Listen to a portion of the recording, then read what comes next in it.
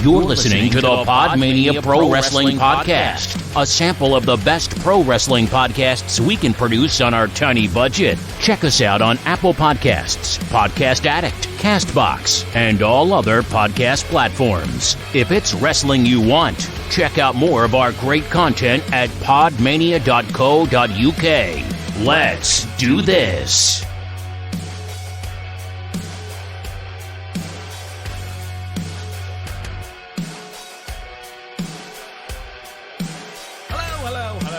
Welcome to another episode of the PodMania Podcast. I am your host, Rob Goodin, and I am joined once more by, well, one man who has decided that he's not going to invite us to his stag do, and one man who partied that hard at the weekend that he's got throat lozenges and lemon tea.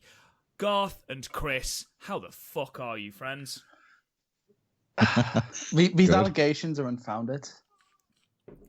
Did you or did you not, Chris, at the start of this podcast, or the start of the phone call that preceded this podcast, did you or did you not say, I have a friend who is planning my bachelor party and at no point extended an invitation to me and Big Daddy G? Because it's not a fucking actual... I don't even have a girlfriend, let alone a fiance. Ladies. So, apart from being, apart from standing us up, Chris, how's your week been, my friend? Fine. I flicked through a big book of mental disabilities and kept diagnosing myself, which was fun. But apart from that, fine. Wonderful. The G1's been fun. Yes, the G1 has been a lot of fun. Fucking hell. It's been a grind, but a lot of fun. Garth, yourself? Just about recovered my weekend festival. Yes, where I was playing and also drinking and just fucking myself up. Please don't be another Keith Moon, Gaff. Well, he was one of my idols. I think he's everyone's idol, to be fair. Do any of our idols... hang on, because my idol's John Lennon and he died young too. I think all our idols must have died young. That's a shame. That's not true. Chad Kroger, mate. Fuck off. Fuck you. This explains so much about you. Well, ladies and gentlemen, we have reintroduced the list form of the podcast to go hand in hand with our retro pay-per-view review. You can go and check out our last pay-per-view review, Takeover Brooklyn, on YouTube and all the podcast formats. We did that last week. But today we are focusing once more on a list that has caused a lot of controversy in the PodMania group chat. We are looking at the 10 best wrestlers of 2019 so far. So these are the people that so far, as of the 8th of August at 9:30, we feel have had the best 2019. Now, a couple of disclaimers before we go into, I assume, what is going to be an incredibly divisive list. We are only including wrestlers of the promotions that we watch religiously. Now, obviously, myself and Garth don't watch a lot of All Japan, for example. So Kento, we can't fairly put Kento Miyahara in this list because we haven't seen enough matches. We know that he's a fantastic wrestler, or at least I do. Garth, I don't know if you even know who Kento Miyahara is. I mentioned him enough. Yeah, Chris fanboys over him, but Garth's just like, I don't give a shit who he is. There are a lot of people that we haven't put on that list for this reason. Also, we are going to be talking quite a lot about Meltzer star ratings. I know for a fact that a lot of people cannot stand the Meltzer star rating system. That's fair enough, but it is a fair indicator for us to use to put across how well these wrestlers performed in certain matches. If you don't agree with them, that's fair enough. Exactly. It is...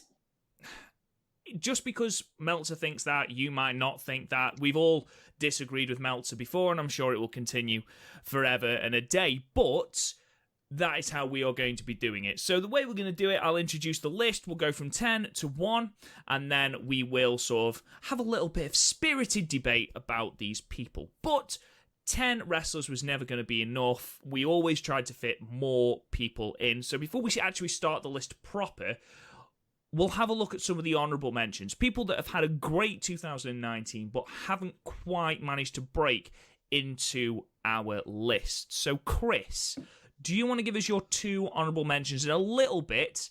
I stress a little bit about why you've chosen them and why they didn't quite make the list. Right. One is one you mentioned a bit ago, which was Kenta Miyahara. He never has in his title defenses less than a 9 out of 10. So, and even Okada had a Fale. So, to put this into perspective, Kenta Miyahara had an 8 out of 10 with fucking Yoshihashi. And, with Yoshitatsu, which is like having... Yeah. Which is basically the same fucking wrestler. But anyway, and apart from Yoshitatsu sometimes wears face paint. And also Jordan Devlin, just because he's really coming to his own this year. That match with Balor at TakeOver was great. His match with Ilya Dragunov, Progress, best match I've ever seen live. He's just always the best thing on the show. One of the best things on the show whenever I see him. And his fluidity and moves has just become insane. The way he can go from move to move without even trying. There was, at the Progress show, just very quickly, there was a Canadian Destroyer into a Devlin side, within 10 seconds. It was insane. Anyway, yeah. He also had a very, very strong showing at the Super Strong Style tournament, didn't he? Yeah, he made it to the finals. He was probably the MVP of that weekend, other than David Starr and Ilya Dragunov. So, fantastic. Garth, who are your 2 honourable mentions?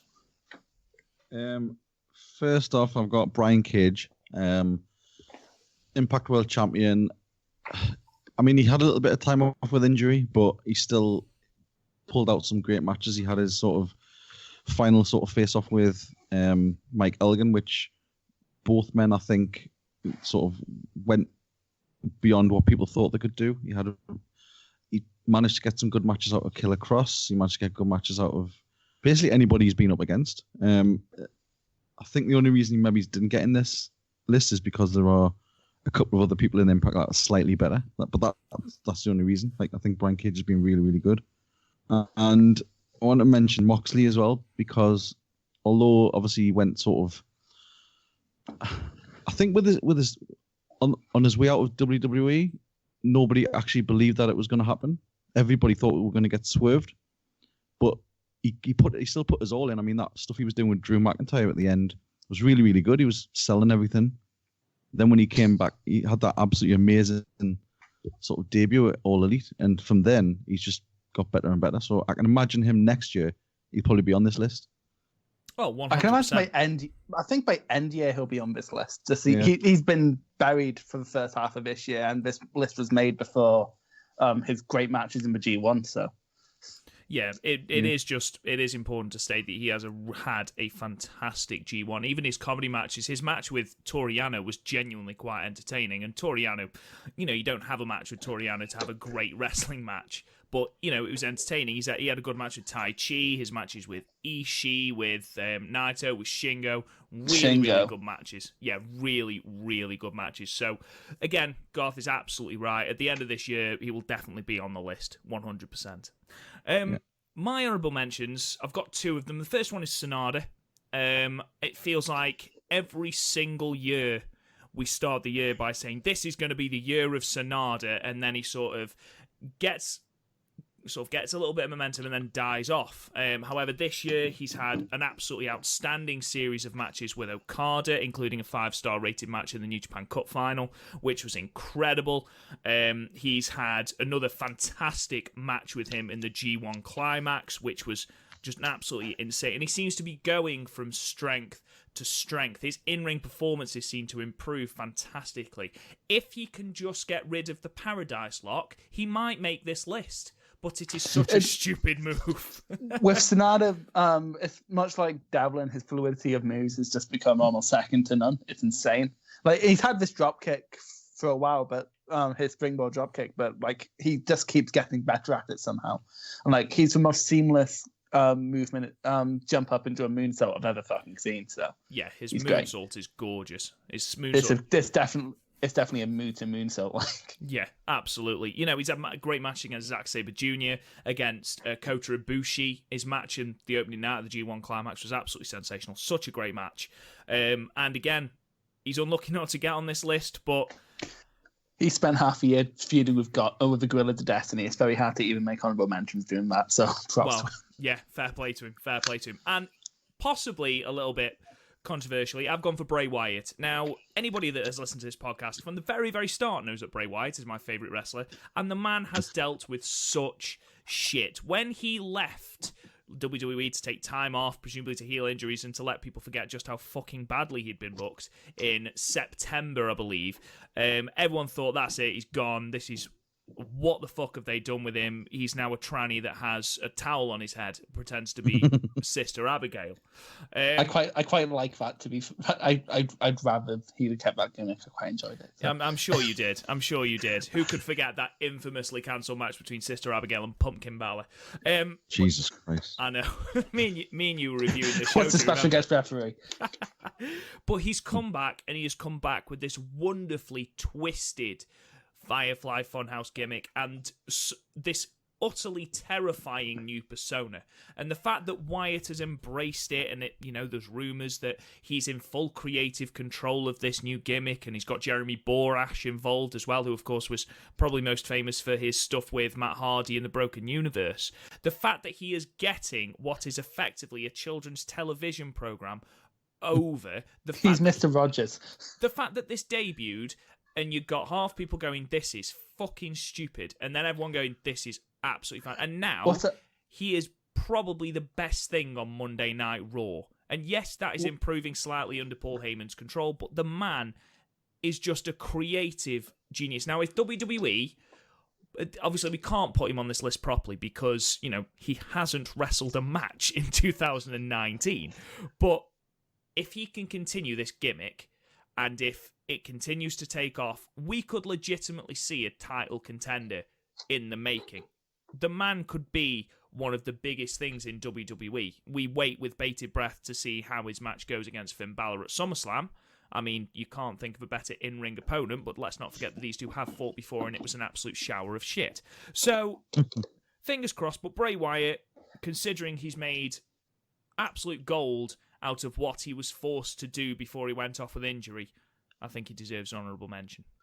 What I love about the Bray Wyatt thing is if you go back and listen to the podcast from like February, not from after Mania when this first started happening, and I said, watch this become the biggest thing in the wrestling world within 2 weeks, and then 2 weeks later it became the biggest thing in the wrestling world. Yeah, absolutely took off. So I'm not saying I'm a fucking sage or whatever, but what I'm saying is that you should give me £5 a month and maybe your future will be better.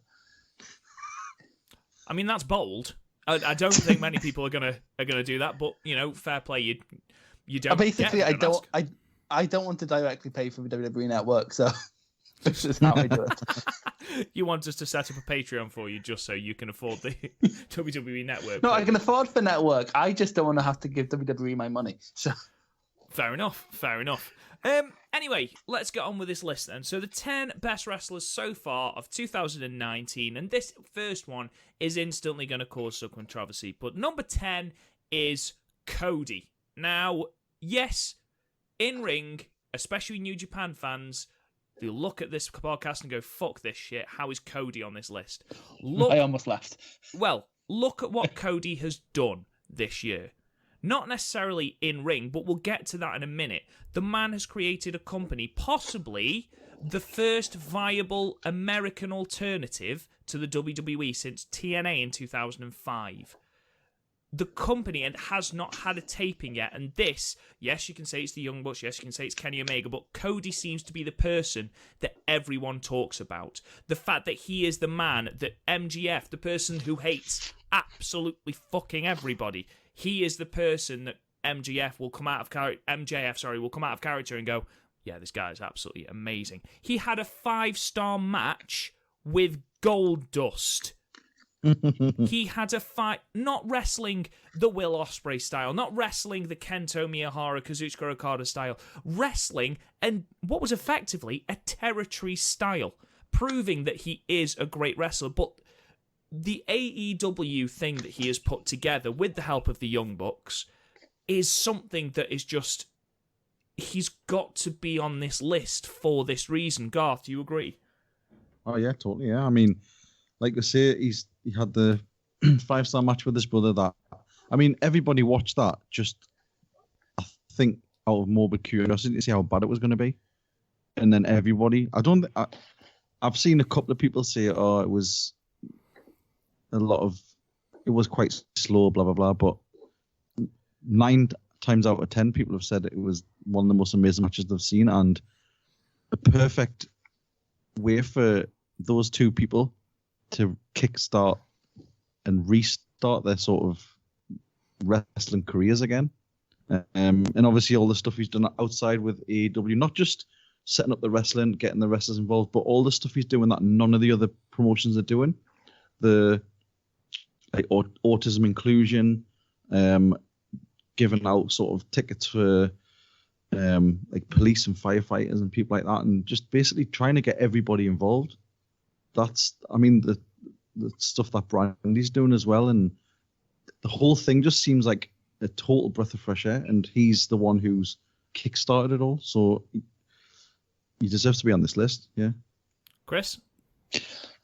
We were really down on Cody at the start of the year, weren't we, Rob, after Wrestle Kingdom? I absolutely shat on his match with Juice Robinson. Yeah, go back and listen to that, because it's a 5 minute of just pure hatred in that speech. That match. Yeah, there was a lot of things that were wrong with that. Yeah, and to be honest, if you'd have told me going into All Out, into Double or Nothing, that the best match of the night would have been Cody versus Goldie, I'd have been like, fuck off. I'd either be fuck off or go, oh Christ, so I guess fucking the Young Bucks died halfway through their match. And then no, it's just happened to be the best match on the card. I think I'm right in saying it's all in our top 10 matches of the year.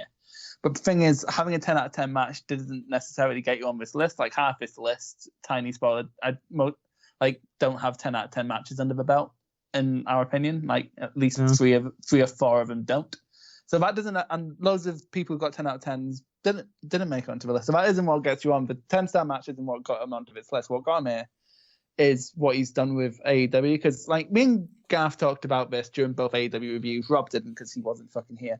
But we love how effortlessly inclusive AEW is. Like they just have a diverse roster and just don't rave about it. They just fucking did it. It's not like in WWE where they have women and they're like, look, we have women. But and whereas the AEW are literally just going out, finding talented people regardless of where they come from, who they are, and hiring them. And it's very hard to do that effortlessly. You see it all the time in shows or reboots where there'll be a minority character and people will complain. And AEW has done that with the exception of the fucking abuse Nyla Rose gets. And they've managed to do that and not have people calling them out on it, unless your name's Jim Cornette. No, that's a lie. But you know what I mean? Like I think he's more on this list as a promoter as a wrestler. Like what he's done for the wrestling business this year, he's given us hope, Rob, and not many things give us hope. Well, look what he's done with. He's brought in Moxley, who was arguably the biggest name not signed to WWE. Mm-hmm. And he says, right, do your stuff and then go and do your other stuff and just have fun. That he's basically said to his people, just we'll pick this up again in October or whatever when we've got the TV. But until then, just do your thing. You know, and exactly. I think the product's going to benefit from it because Moxie's now doing stuff that he wouldn't ever have ever done if he was just tied down to one place. And I'm really excited for not just sort of All Out, but the TV to see what it does and see where they go with it. I don't tend to watch weekly TV. I'm definitely going to be watching at least the first couple months of AEW TV, just because I enjoyed Fight Fallen. I did not enjoy Fyter Fest. I was sort of falling asleep most of the way through Fyter Fest. But that's mostly because they haven't had time to build proper feuds. Like they can, but because for like the Moxley Janela match, my problem with that was his violence for violence sake. When they finally get on TV, hopefully that will not be a problem. As long as he doesn't take booking philosophies off of his dad, I think AEW will be grand. So, final thing on Cody from my point of view, just piggybacking on what you said, Garth. I mean, the man has rejuvenated wrestlers. I mean, not just his brother, not just Moxley, but when was the last time that Ty Dillinger was relevant? Honestly, fucking the the vignettes and stuff he's been doing, he's another one who's coming across like an absolute megastar. Yeah. He's made Darby Allin a credible star, which is very hard given the size of Darby Allin. Exactly, and that's an underrated match, to be fair. Cody versus Darby Allin. It was a decent match. We gave it a 7, I think. I think it would have been an 8 if the commentary was slamming home the fact that it was about to be a time limit draw, which they weren't. Yeah. But yeah, overall, I think Cody has every right to be on this list. So number 10, Cody. Number 9 then. Number 9 is a little bit of a cheat. They are the only tag team that have made this list, and it is LAX. Now, these guys, Jesus Christ, in the ring, they are one of the top 3 tag teams in the world. They are fantastic. Their chemistry and everything that they've done is absolutely amazing. And in a tag team division on Impact, which I'm sure Garth will go into in a moment, they are the shining lights. They put on 2 stellar encounters with the Lucha Brothers at Homecoming and Rebellion. 2 absolute, just mind-bogglingly good matches. And hopefully, you know, we will see them do even more as the year goes on. But Garth, tell me a little more about LAX and why they were on the list, or why they're on our list. Like you say, they are one of the top tag teams, especially so. I mean, the fact that they're on, you would argue, quite a relatively small platform in comparison to other tag teams, with Impact, but they're still obviously they get around. They still go and do a lot of sort of Mexican and Puerto Rico matches, and they do a lot of sort of indie shows. But I don't like, even when they have the sort of weekly matches against someone like the North or the Rascals. Well, in fact, the Rascals matches are really good. They never have a bad match. They are a proper tag team who have obviously come up as a tag team, and they're like still a tag team. Like Ortiz and Santana, 2 quite different styles. Like you mentioned, the 2 matches with the Lucha Brothers, one at Homecoming and one at Rebellion. Both of them, I think, got 4.5 stars or thereabouts. Meltzer, and many other tag matches apart from the ones in NXT that got those. And they held the belts for Christ knows how long it was. And they only recently just gave them up. And I think at the minute, well, they're playing the storyline where Santana is injured. He's done his knee.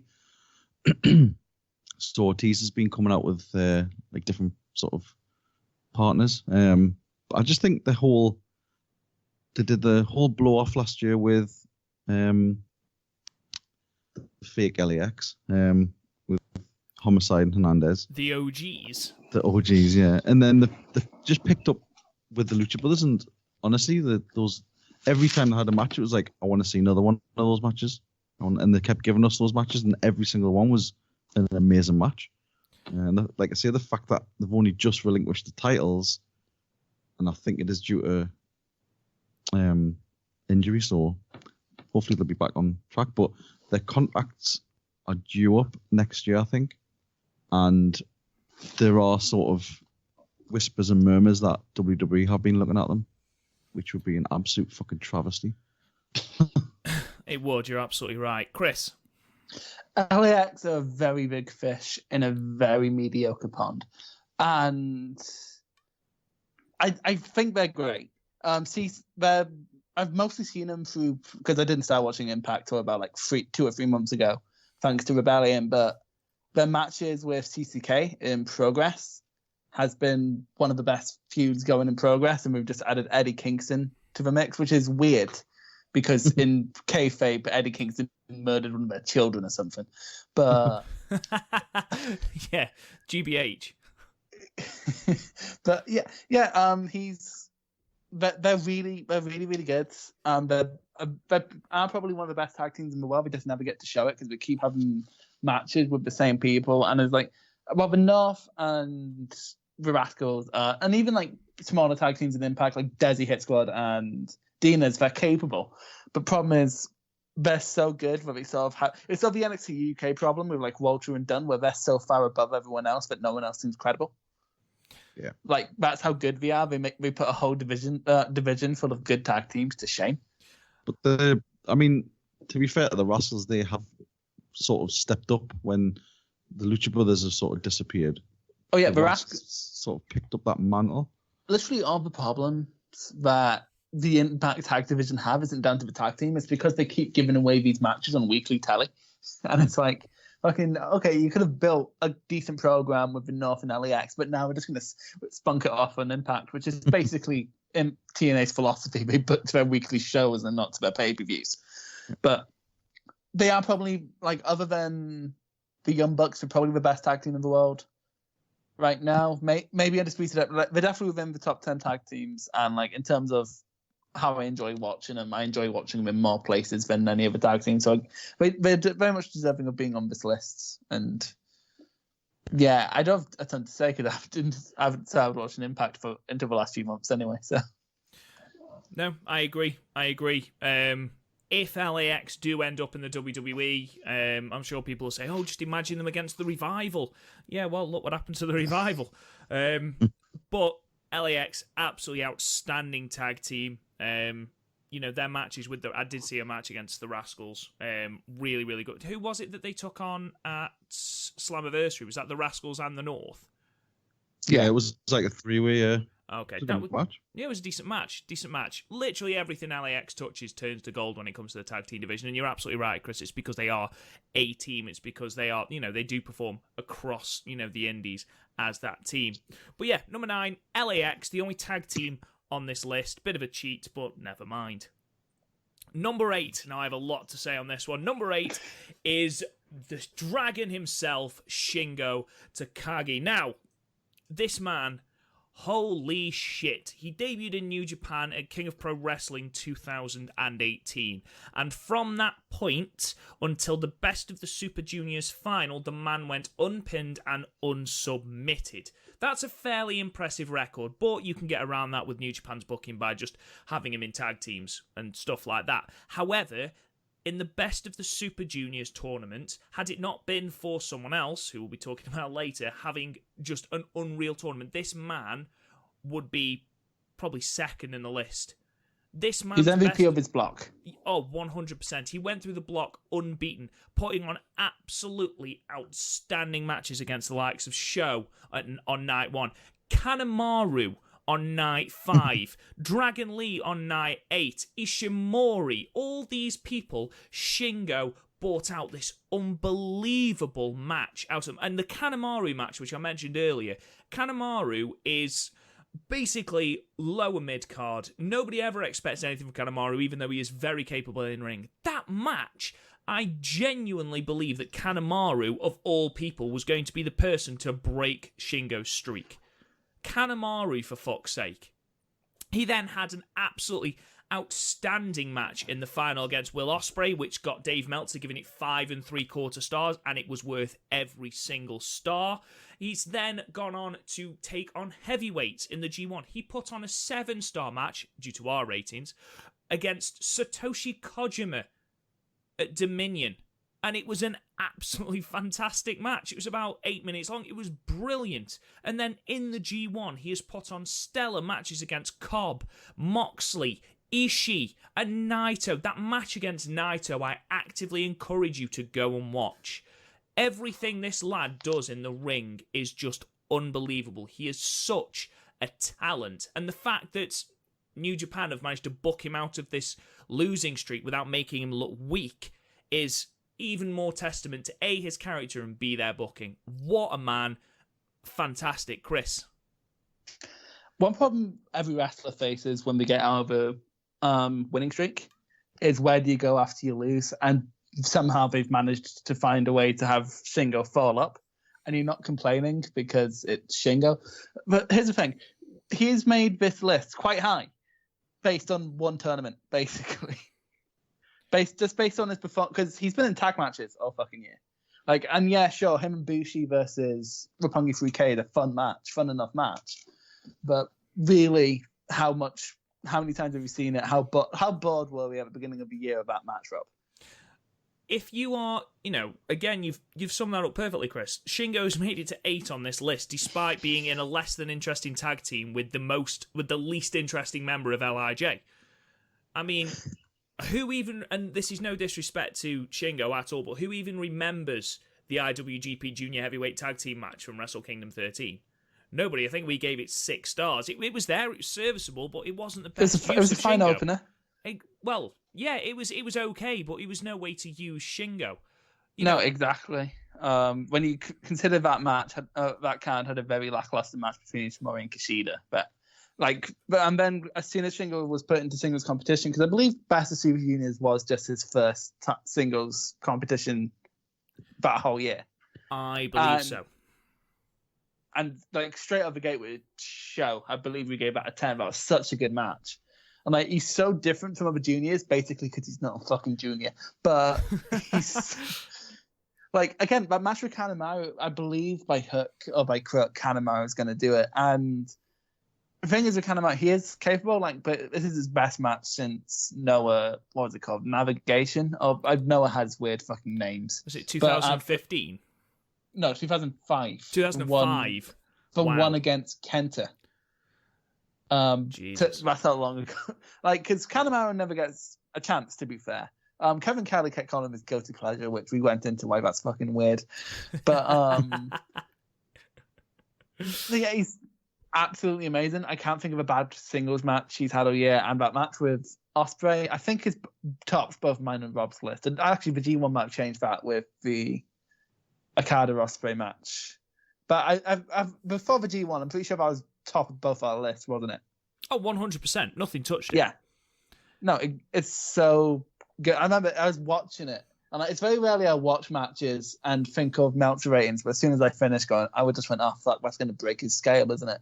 Because it was just it felt as good as the first Okada Omega match. It was that sort of level of fluidity.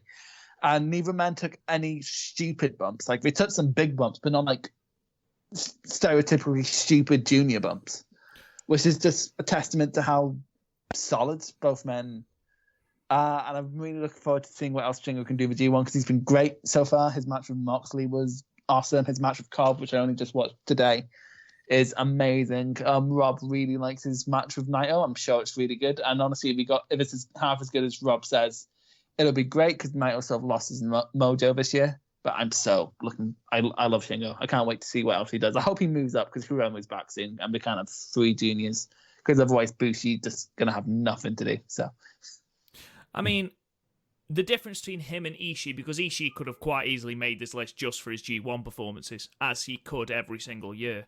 But the difference between Shingo and Ishii for me is that show match, because Shingo, that story and that rivalry that they've managed to harbour due to tag matches. It's not like a huge singles feud. It was through tag matches.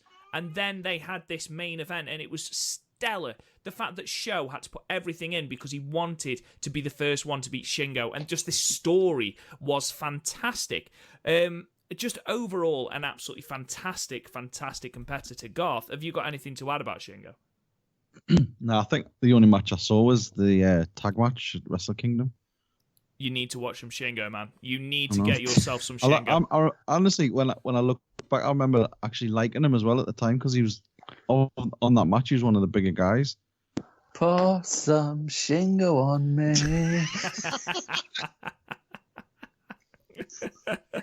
Yeah, fair play, Chris. That was decent.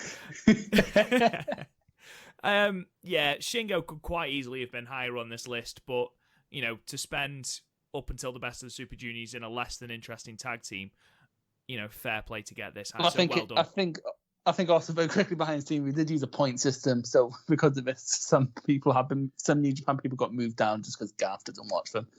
Yeah, that is true. Well, let's put it this way: Okada isn't even on this list, so spoilers.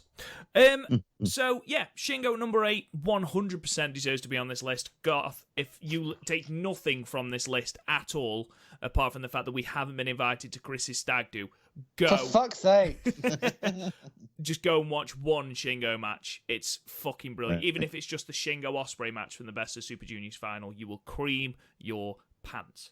Put it in the chat and I'll watch it. Definitely. It'll be on Daily Motion.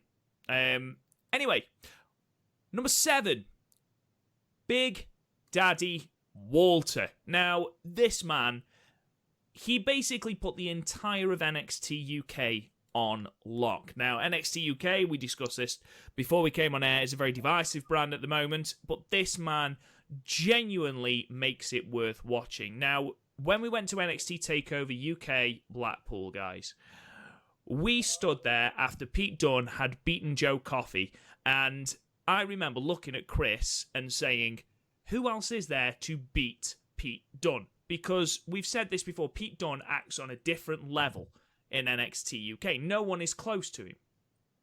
And then Walter's music hit, and fuck me, the reaction. The reaction was absolutely ridiculous. He then went and put on a 10-star masterclass against Pete Dunne. Now, this is Walter, who literally chops people. That is his gimmick. I've got big hands. I will leave those big handprints on your chest. That is his gimmick, and he put on a 10-star match. And it's not just in NXT that this man is doing this. He has had an absolutely incredible year. A year, to be honest, that's sort of gone under the radar aside from that match against Pete Dunne, which I believe was NXT TakeOver New York? Yeah.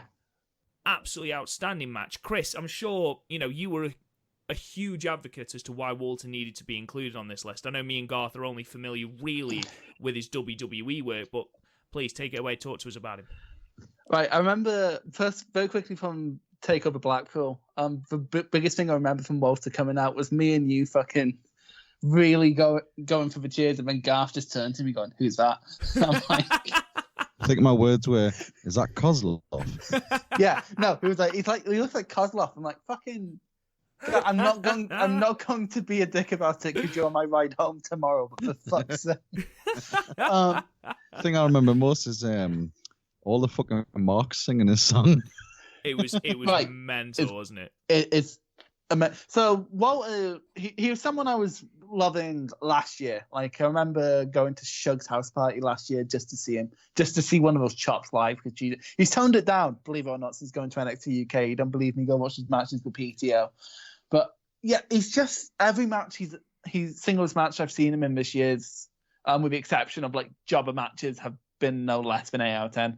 Like those of his great matches have went under the radar this year. His match with Pete Dunne at the tapings I went to sort of went under the radar because it was on weekly TV, but that's still really good. He had a great 6-man also at the tapings I went to. With Mustache Mountain against Imperium. He's like the biggest thing on the NXT UK brand now. Like he convincingly took down Pete Dunne, who no one could take down. I was sort of scared Pete Dunne would be like a Roman Reigns thing, but no. Well, not Roman Reigns, people like Pete Dunne. But literally Walter can't have a bad match, and he's a king of storytelling, like very simple storytelling. For example, he had a match with Eddie Kingston at the Newcastle Progress show, and basically Eddie Kingston's whole thing was, I can hit as hard as Walter. And Walter requested a match with Eddie Kingston just to get into that. And Eddie Kingston chopped Walter about 20 times and then chopped Walter with one chop, took Eddie Kingston down. And that was the story. And he's just, everything he's in feels like a fight, which is a skill that's lost on a lot of people. Like, he feels legit. And so the whole 70s foreigner thing he has going on right now is something that's not been done in a very long time, where he's not evil because he's from that country, but you're scared of him. I'm trying to think of a good comparison, but there's nothing, like he mixes so much together, like be it like 90s All Japan with like some territory character work. He just I love him. Like it's weird because he doesn't do anything mad. Like the biggest spot in his match of the year with Pete Dunne was that big powerbomb. Yeah, and really that's no worse than like a moonsault or a senton. So like he can work great matches without having to take wild bumps. That was gravitas and size. It was literally like a fucking meteor hitting the ground. It really was. Yeah.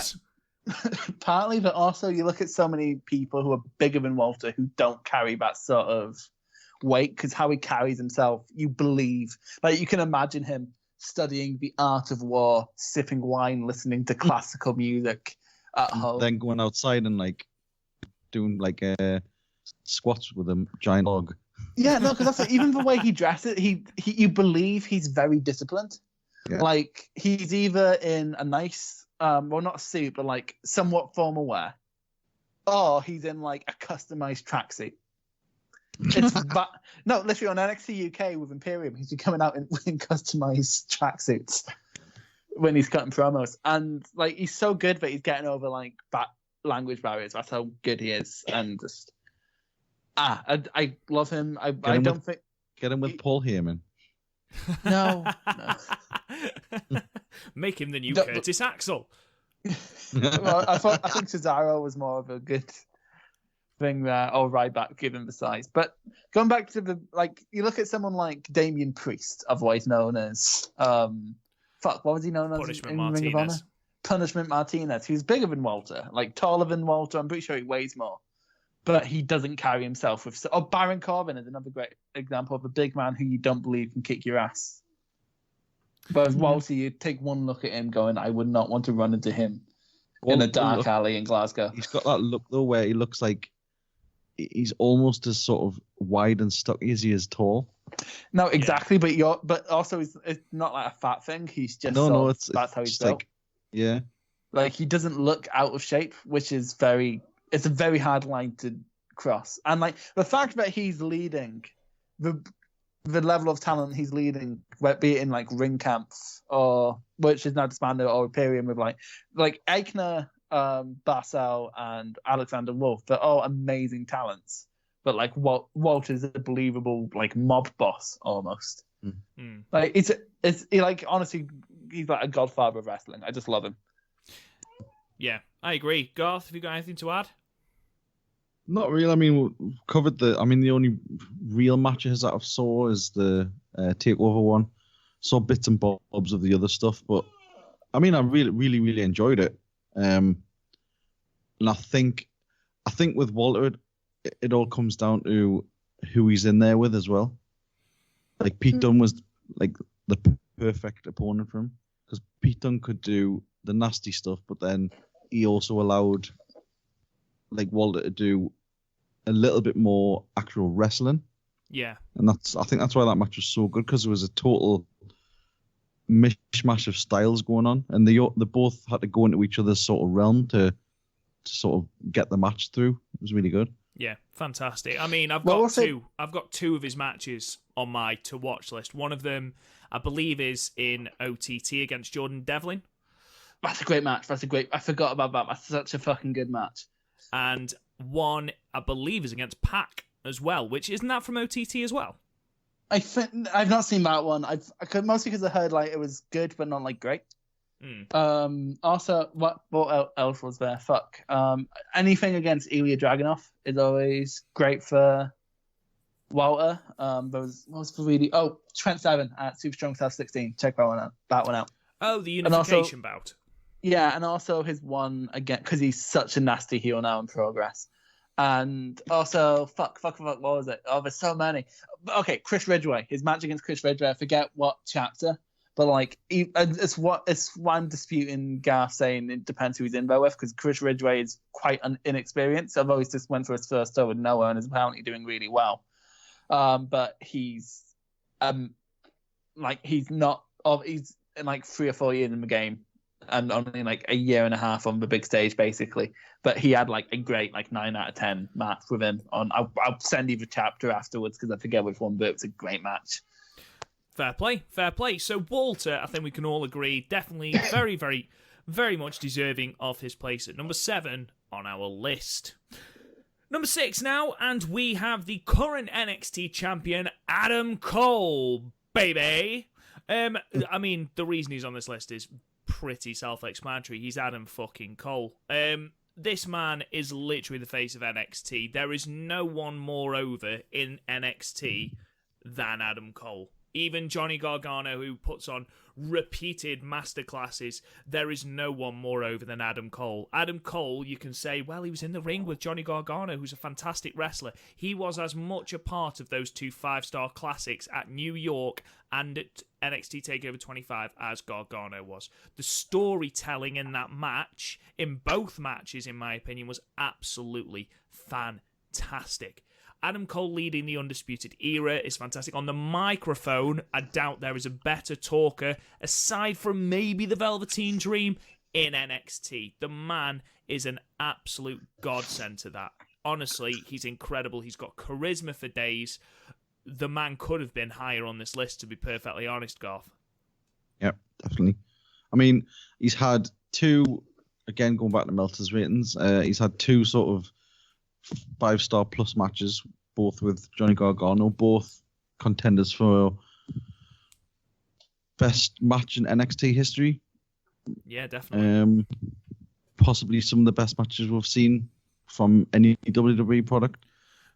He's had, I mean, we always forget about the halftime heat that he was involved with, and that was only, 15 minutes or something? Yeah, something like that. And that was a crazy, amazing match. But yeah, I mean,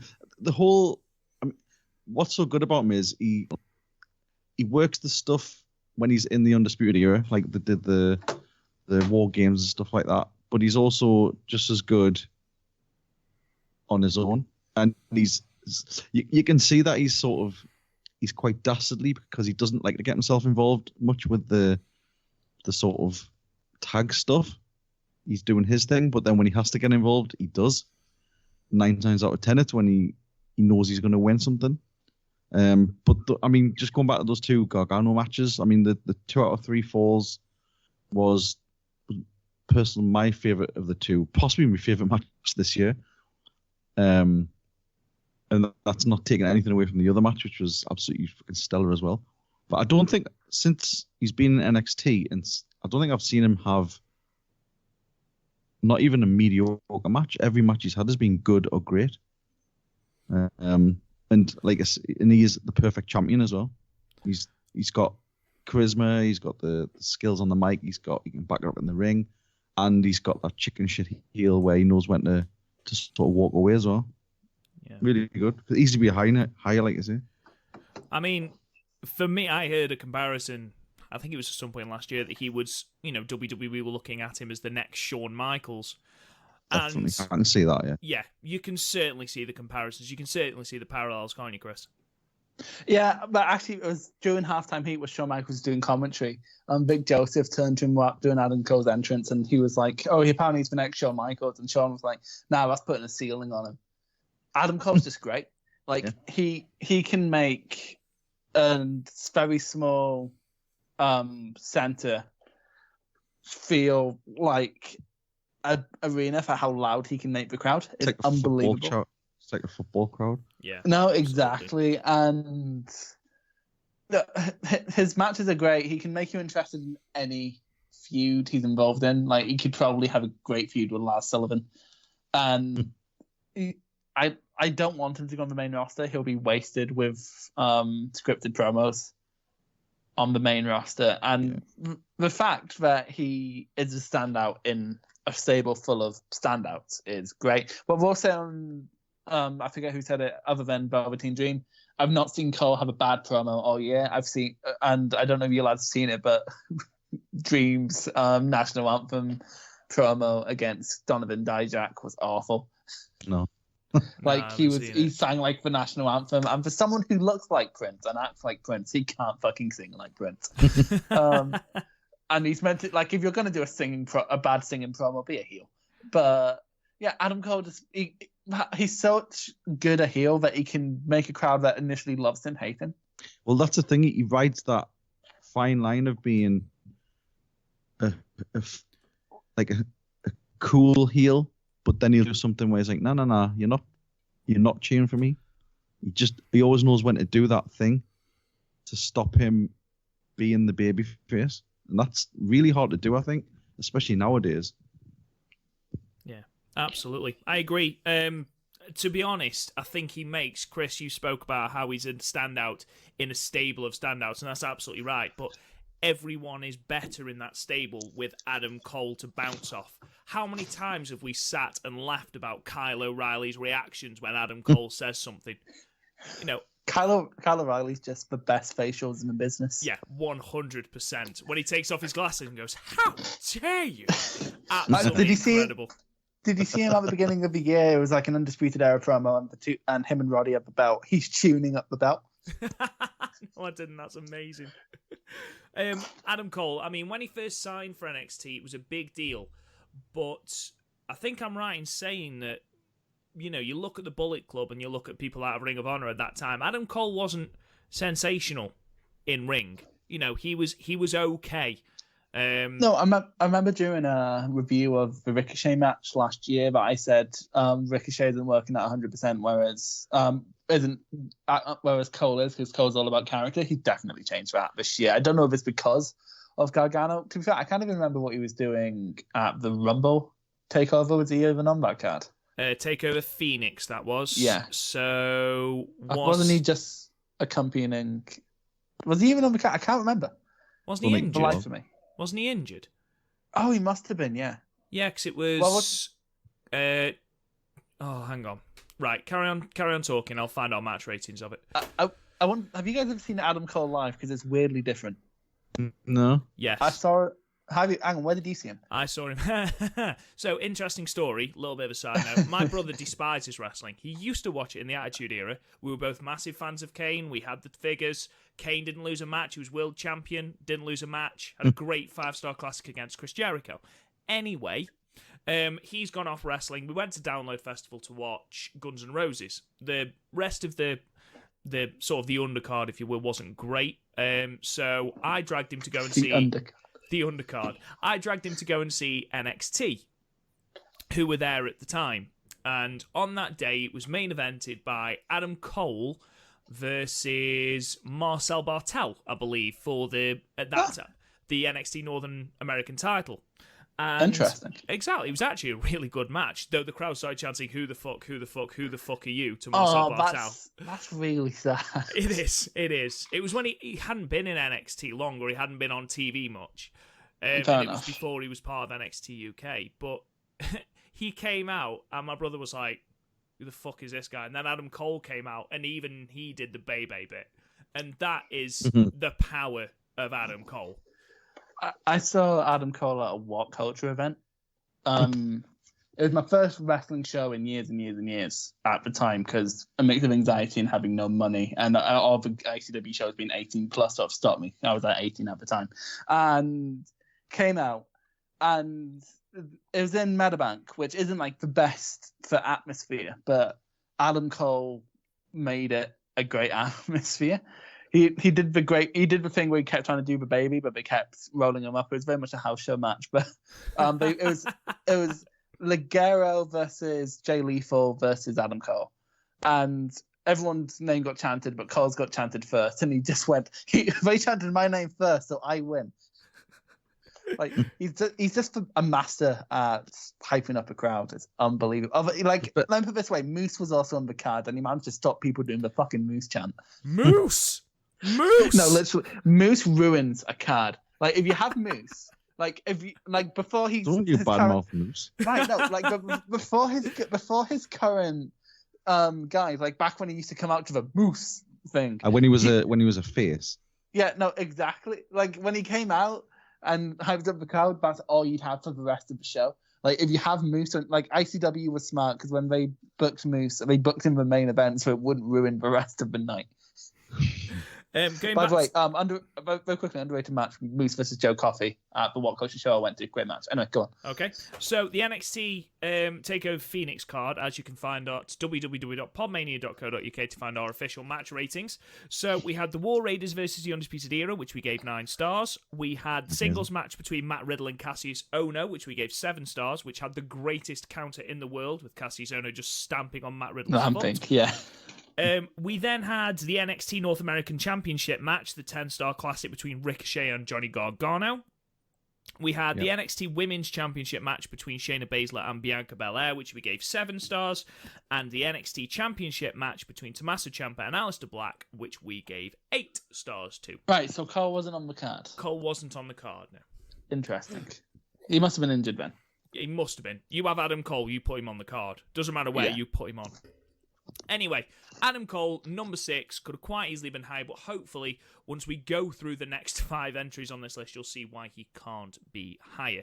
Turbo, he's dating Britt Baker, so his teeth must be amazing. Anyway, absolutely, they must be. Free dental care. Free dental care. Fucking statement. So we move on to number 5 now. We are officially halfway through this list, and at number 5, we have the undeniable Tessa Blanchard, Garth's Bay Tessa Blanchard. Now, this woman, I don't think I'm exaggerating when I say this, she is the best thing about Impact.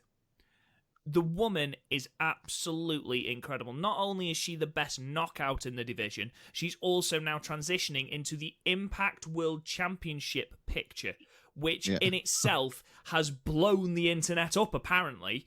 The fact that a woman could be challenging for this. But I think if it's going to be anyone, Tessa Blanchard is the person to do that, because not only is she absolutely outstanding in ring, she's outstanding on the microphone. She gives the most amazing promos. Her facial expressions are amazing. She had an absolutely outstanding match against Sami Callihan, which main evented Slammiversary. A great, great match. She had a great match with Gail fucking Kim at Rebellion.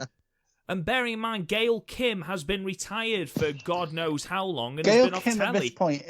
Gail Kim at this point is more Lego figure than woman. Exactly. And Tessa Blanchard had a fantastic match with her. And then on top of this, she's just been crowned AAA Reign of the Reigners champion at the latest Triple Mania. This woman has had an absolutely fantastic year. Any indie show in America, it seems, Tessa Blanchard is on that card. Unfortunately, for Impact at least, I think it's only a matter of time before she finds herself in either WWE or AEW, probably AEW. But while Impact have got a, Jesus Christ, forgive the pun, but they have got an absolute diamond. Garth, go off on one, mate. She is, in my opinion, we've stopped doing it as much, and that's a good thing, but she is one of the top 2 women wrestlers in the world, and one of the best women in, I would say, America, because I know Chris will jump down my throat if I say world. I wasn't going to just go Joshi fanboy on you, all right? But Momo Watanabe, that's all I'm saying. She's had average matches with Taya, but I think that's because Taya is fucking sloppy as hell. But I will say they did have a street fight, and that was really, really good, because they both did their thing. They both played the hardcore card, and it works much better for, especially for Taya. But that's it. Like what Rob said, anywhere there's some like sort of indie show or something like that, 9 times out of 10 you see Tessa Blanchard's name on there somewhere. I think she's the WoW champion. She is. I think she helped sort of kick that off again. She's, like you say, Lucha Libre, AAA champion. She's done Stardom, I think. No, not this year, I believe. She's not. I don't think so, anyway. 2017 she did. And she's the fact she's only been doing it for about 5 or 6 years as well. She's 24 years old as well, so she's still got a long way to go before she's even hit her peak. Notable matches, like you said, Sami Callihan main evented, and it wasn't just a sort of let's put them on the main card just because it's a man versus a woman. It was a legitimate reason, and Sami Callihan, the story was Sami Callihan used his pull as the draw, as the best wrestler of 2018 to get that match bumped up to the top, because he felt they deserved that shot, which worked. And then at the end, he showed respect to her because they went at each other with baseball bats. So he gave her baseball bat back and then gave her a nod and walked back, which, when you think about the Sami Callihan character, doesn't happen very often. And they're going to be going at it again. well, I think they did at the last sort of mini pay-per-view, which I haven't got around to watching yet. But everything she does is crisp. She's gone back to using the DDT again as well, a lot more, which is a much, much better move than that code break off the top rope. The Magnum. Yeah. I mean, it's an all right move. No, it's a good move, but like she definitely takes more damage than her opponent. And you're relying on your opponent to get up on the top and jump at you. So, but I'm hoping she has more. I hope she does more stuff with. I want to say I do some stuff with Jordan Grace. She's playing the face role at the minute because she's playing the sort of the figurehead for women wrestling against Sami Callihan and the like. I hope she does go back to being the heel because I think she's much, much better as a heel. And I hope she does some stuff with Jordan Grace and maybe Rosemary. Yeah, it's interesting. And she's recently signed another contract with them, so she's going to be in Impact for at least the next 2 years, which is good. But I don't see them stopping her going anywhere else. That's the thing. They'll let her go and do probably AEW. I don't think they'll obviously let WWE, but I'll be surprised to see her pop up on the AEW at some point. But I don't care. The more, the merrier. Get to see her more on TV. Absolutely. Chris? Don't hate me, Gar. I think Impact's slightly stunting for Tessa. I don't think so. No, because she's easily one of the best all-arounders in the world. But where's she going to go to get better matches? Stardom. But it's not going to happen, though, is it? No, nobody it's not watches that. So. Well, no, I'm not gonna. Like AEW, like you said, like but I get. Do they have better women wrestlers there at the minute? Well, they bring in a lot of Joshi, so yes, but. Okay, now. Right. Okay. So here's Tessa Blanchard is a lot like LAX, where she's amazing, but she's the best in a small pond. Like, and it comes to people there's no one on her level, quite on her level in Impact, despite the fact I prefer Jordan Grace and Rosemary. I don't think there's anyone on her level in most places, though. You'd argue maybe Charlotte Flair. Charlotte, Io Shirai, I think is a great all-rounder. I think just the fact she doesn't speak English makes people think she's not, when in reality she is. Oh yeah, she's not Canadian or something. Toni Storm also is up there. Like I mean, to be fair, I'd love to see her go up against like Shayna Baszler, but not in WWE. I think that would be great because neither of them are great because of their work rate. They're great because of their intensity. So I think that would be absolutely amazing. Also, Mia Yim, I think, would be a great opponent for her. But that's the problem. She's burned through all her opponents in Impact, which I think is why they've started introducing intergender competition, because otherwise they're just wasting Tessa. And it's because she's done it. The thing is, she's done it quite a lot on the independents.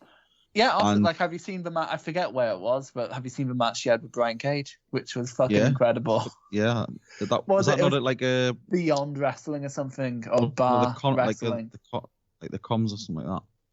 Yeah, she's done quite a lot with him because I think she's quite close with him, and she's quite close with Sami Callihan as well. That she's easily like one of the most intense wrestlers in the world. It really can't be overstated how amazing it is that you can have a really good match with Gail Kim.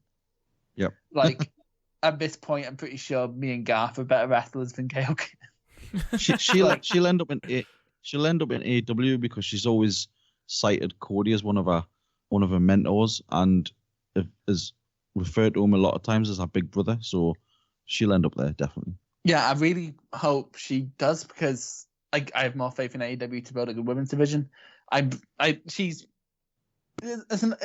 like LAX where she's amazing, but she makes the most of every big match she gets, but she gets that like maybe once every 3 or 4 months instead of like once every month, which I think you could easily put her in any division and build it around her. Like anywhere she turns up, it will automatically be built around her because she's that good.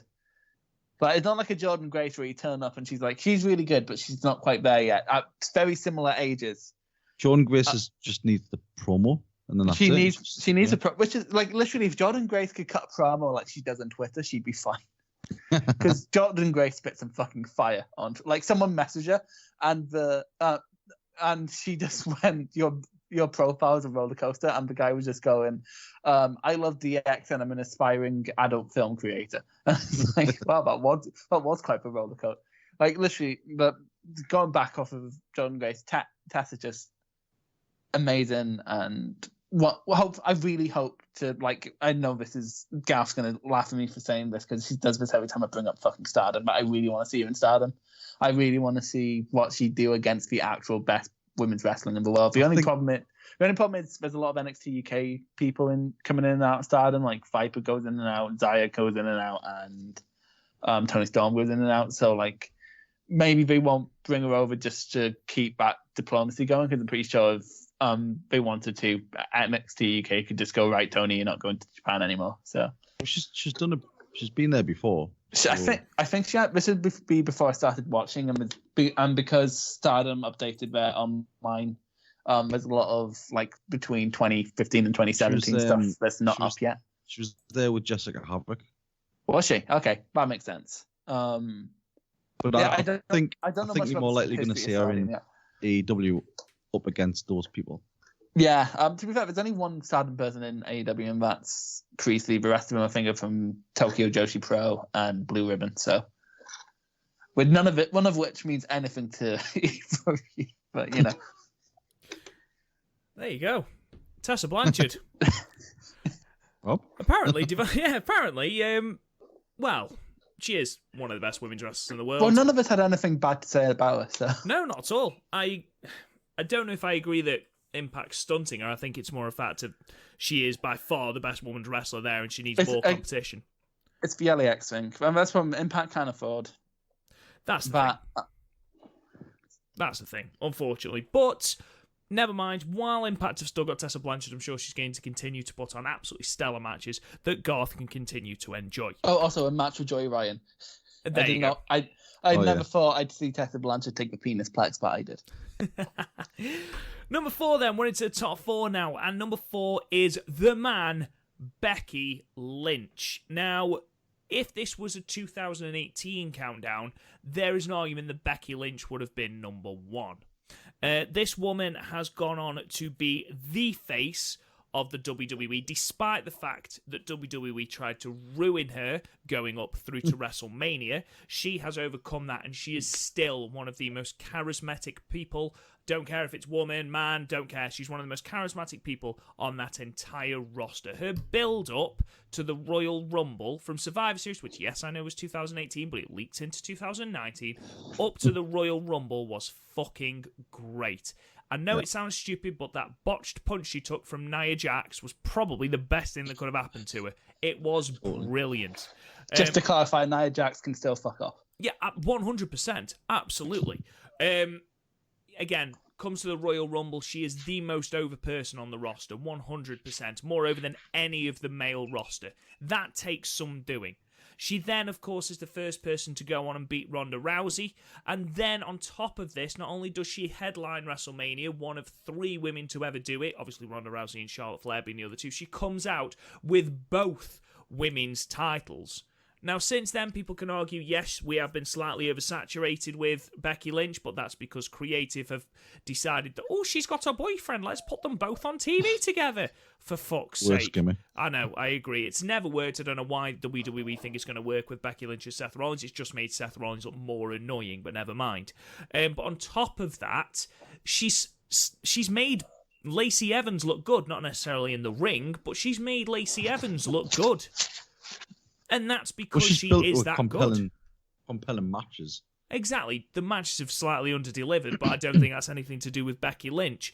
What I'm saying is, if you can get to the point where you are the first female cover star of a 2K game, yes, I know China was on the front of a WWE SmackDown game, of a 2K game, okay, with Roman Reigns, that shows just how far you've come in the company. When you think, before this time last year, SummerSlam 2018, just before that match, Becky Lynch was an afterthought.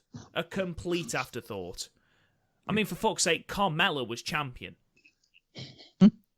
She comes out of that feud looking like $1 million. They tried to turn her heel. The crowd were like, absolutely fucking not. Exactly. And then the comparisons between her and Stone Cold Steve Austin come out. I mean... It's my favourite OSW joke, Stone Cold Steve Bird. I mean, you don't get compared to Stone Cold Steve Austin lightly. But the way she had the crowd eating out of her hand, delivering fire after fire after fire. I blame her for wrestlers thinking they can suddenly use Twitter. Because she is the only person who can legitimately use Twitter. She needs to have words with her boy Seth Rollins, because Seth Rollins fucking hell needs his Twitter password taken off him. Jesus Christ. But honestly, you look at Becky Lynch, where she was in 2018, especially the start of 2018, to where she is now, having headline WrestleMania, having beaten Ronda Rousey, having been Becky Two Belts, and now being the cover star of WWE 2K20. I don't think there's any arguments that she should be on this list and this high. Chris? No. I love Becky. She's great. It's very hard to have a great match in the WWE Women's Division because it's so rare that there's good stories.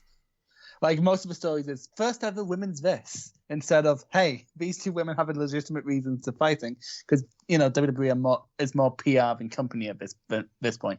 But when I saw her at the SmackDown house show in November last year, she was the most over person on a show with Daniel Bryan, AJ Styles, Samoa Joe, and all these other amazing people. Like Nakamura, Jeff Hardy, what have you. And that's just testament to how fucking good she is.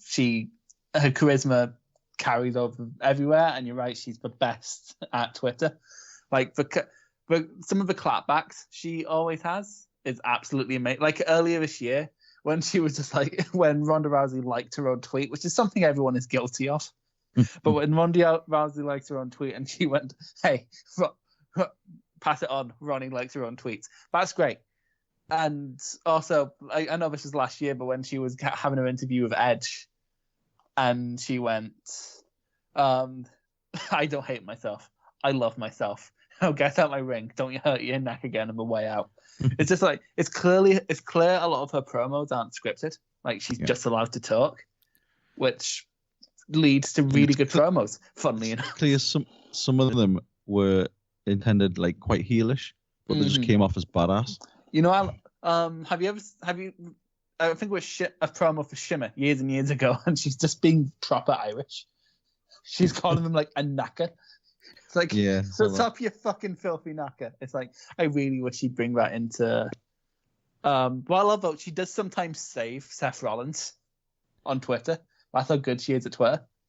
Like, Seth will say something, and then she'll you can just see the face palm. Yeah, and it's weird because, like, Seth Rollins has like anti-charisma as a babyface, so they're putting them together basically to prop him up. Like, she's definitely the most talented one in that relationship. I would have preferred it to be just Ronda versus Becky at Mania. Like, Charlotte doesn't take away from it, but you know what I mean. Like, a big one-on-one match feels bigger than a big triple threat match, but she's great. She's always been great, and she's finally, in the last year or so, she's finally gotten to, because it's like last year's SummerSlam where she finally got her shit in. So I'm really looking forward to seeing what she can do when they stop putting her on both brands, because she's really oversaturated. Especially if she wasn't so oversaturated, she could have been higher, and that's coming from 3 people who don't watch WWE week to week. Yep, totally agree. Yeah.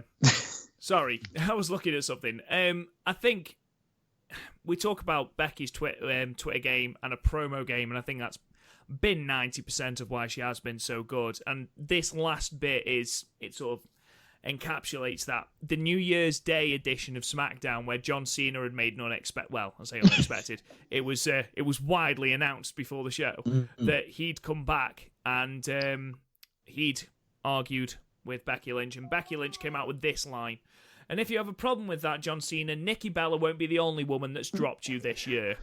Now that is absolute fire. That's amazing. That's straight fire right there. That's the best joke since the one we got edited out the podcast a few months. No, it really is. No. But yeah, Becky Lynch, number 4 on our list, absolutely 100% deserves to be there. Yeah. Into the top 3 now, and we have number 3, another WWE main roster person, Kofi Kingston, the current WWE champion. I mean, do I really have to explain why the man's on this list? For God's sake, he's the first Afro-American champion. He had absolutely stellar bouts at Elimination Chamber, WrestleMania, which was the best match on the WrestleMania card by an absolute country mile.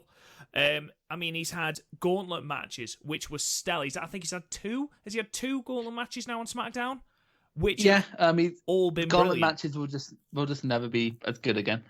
And you look at that lead up from Kofi, so you're looking at just before Fastlane, where Vince McMahon comes out and literally goes, "Nah, you're not taking on Daniel Bryan. Kevin Owens is," and everyone went, "Fuck's this old man lost his mind." And then that lead up, basically from that moment until the SmackDown before WrestleMania, when the New Day had that amazing tag team gauntlet, where the Usos just came in and went, "We forfeit," and walked off. That entire lead up is the best series of WWE programming this year. Definitely. It's not stiff competition, but it's great. In a good year, it would be considered really good. To be honest, for me, it just proved that the WWE can still produce compelling storytelling, because I found myself... The last time I cared about Kofi Kingston was when the man spoke with a Jamaican fucking accent and was being punted in the head by Randy Orton. Being called stupid. But which have been bringing back as well. Stupid! Well, it's Kofi Kingston versus Randy Orton at SummerSlam, isn't it? So they've brought that back up. But that entire thing just got me... I was completely on the hashtag Kofi Mania train, completely. And everything they did with him from step one, I know that everything that happened with him was supposed to be Mustafa Ali, so I'm sure he's very bitter. Even though he seems to be like the nicest guy in the world. Oh, have you seen him on like Twitter? Someone insulted his wife, and he was like, and instead of like just shouting at him because he insulted his wife, he just went, "Dude, do you really want to be that guy shouting at people in headdresses?" It's like, wow, you're the only person who will try to reason with a racist. I love you. A teacher emailed him and messaged him on Twitter and just said, "I'm just asking, massive fan, blah blah blah blah." Her profile picture was a picture of him and her, and she just said, "Look, because you've got more Twitter followers than me, is there any chance that you can retweet this? I'm working in school for underprivileged kids and we can't afford the supplies we need." So we forwarded her wish list off Amazon and basically just asked Mustafa Ali to retweet it. He messaged her about 10 minutes later with a snapshot and just went, "I've bought them all for you. Hope the kids enjoy them." I was like, no, that's right, oh my God, I love you. He's a very charitable man.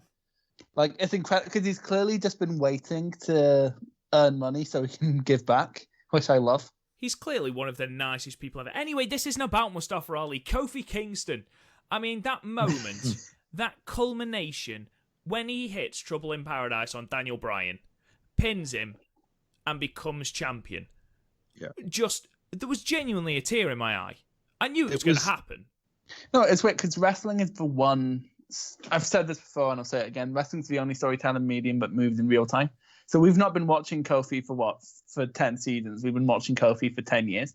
And it's super weird. Because at the beginning of the year, he didn't even have like the best Kofi spot in the Rumble. Like, which was just odd. Like, I think everyone was a tiny bit down on Kofi. And then 6 weeks later, he was the biggest thing in all of wrestling. It's when he had those matches and people actually thought, and they let him wrestle, and it was like, shit, he is actually a fucking good wrestler.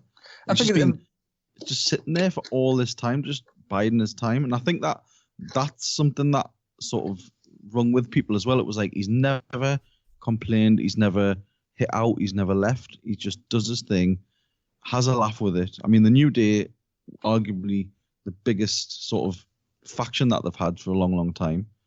And then when he won that championship, I think it was as much sort of happiness as it was relief he won it. Everyone was just like, oh. I'm happy they've actually given him a run. Like, they've not given him good opponents, but they've given him like a longish run. And I imagine he's going to retain at SummerSlam. I really hope Randy Orton is the fucking champion again. Jesus Christ. But he's worked really well with what he's had. Like, he had a decent cage match with Ziggler, but Ziggler can fuck off. He's also Grand Slam champion as well. Yeah, what I love about Kofi though, in his whole build-up, he didn't cut a promo. Well, it was like Big E, wasn't it? And and like he basically built a whole WrestleMania feud off of his big sad eyes. And to be fair, he has really good big sad eyes. He has very, very good sad eyes. Yeah, very much so. I think the New Day really helped him because especially with WWE, there's always that thing in the back of your mind is like, so when are they going to turn on him? And they never did. All the way through, they were all backing him. That was like good. That was refreshing. Actually, quick thing, never watched an emotional wrestling moment while messaging Garth because it would just go, someone's going to turn on someone in a second. It's like, fuck you, Garth. Hey, I'm hardwired into that shit now. Thanks, Vince. That moment that he takes the belt, you've got everyone watching backstage. You know, it's just such a cathartic moment. It's brilliant. The entire lead up has been fantastic. Yes, okay, he hasn't had the greatest opponents. I mean, he's had Samoa Joe. Yep. Yeah, hang on. Where did he fight Samoa Joe? It was Extreme Rules he fought Joe. To be fair, when was the last time Joe had a classic match? In WWE, probably Baron Corbin at NXT TakeOver Brooklyn. No, actually, to be fair, it's one with Balor and Nakamura, to be fair. But fucking main roster Joe, and it's not even that Joe's not trying, but like he's sort of past it now, or he still feels legit. He isn't the Joe of old. I think he's just not really. I mean, when has he ever been given a match longer than 10 minutes? Yeah, to be he's fair, never given time. He was given that fucking Reigns abomination at Backlash. It is very true. Either that, or he ends up just injuring people. Well, the problem is he's being booked like Bray Wyatt. He's got all the amazing promos. You know, he's absolutely sensational on the mic. I would literally, my ringtone would be, if possible, just Samoa Joe talking. But I fucking love Samoa Joe because he actually feels like you're scared he's gonna kick your ass the whole time he's talking, but also what he's saying is like when he came out and just ran down everyone in the Elimination Chamber before Ali got injured, and he was just fucking going around, and he was like, Jeff Hardy tried to talk, and it's like, hey Jeff, pretend this is an AA meeting and shut up while I'm talking to the group. Ran down everyone, and like you could see Randy Orton trying not to laugh, and then he just went to AJ and went, so AJ, tell me the truth, how's Mindy doing? He's but then he can't back it up in the ring because he's dealt losses, which is where people lost credibility with Bray Wyatt. It's absolutely ridiculous because he's the most legit feeling person on the roster despite all of his losses. Okay, hypothetical question time. Kofi Kingston retains against Randy Orton at SummerSlam. Do we all have that in our predictions, which will go up on Twitter, by the way, guys? I have it in mind, yeah. I've got it in mind. Garth, do you think Randy Orton takes it, or do you think Kofi takes it? I think Kofi's going to keep it. Okay, so all three of us have got Kofi retaining. Looking at the SmackDown roster now, who do you have taking that belt off Kofi? Because in my head, wouldn't Roman it be Reigns when they go to Fox?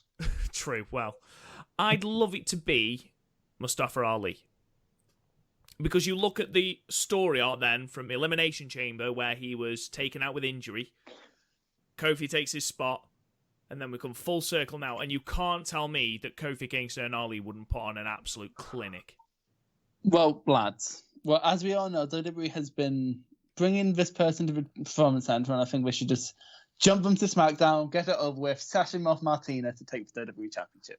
You think Session Moth Martina is going to take the WWE Championship from Kofi Kingston, do you? What a love. You two don't know if I'm joking or not. Kofi Kingston at 3 anyway. Garth, who do you think would be decent to take the belt?